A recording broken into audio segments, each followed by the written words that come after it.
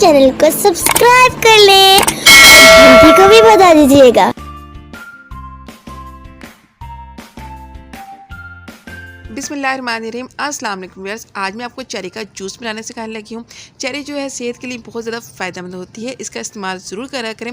Cherry का juice बनाने के लिए मैंने 1 कप चेरी जो है मैं इस्तेमाल करूँगी। इसको मैंने पानी से अच्छी तरीके से वॉश कर लिया। उसके बाद इसकी डंडियाँ जो है अलग कर लेनी है।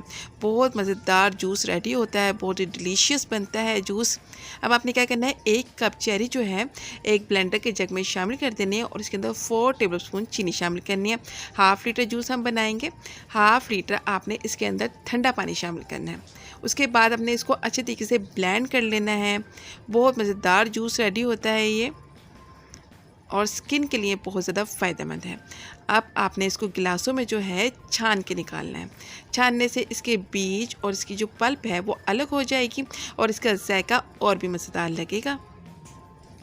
छान के जूस निकाल लें इस तरीके से। देखिए इसका कलर कितना ज़्यादा खूबसूरत है।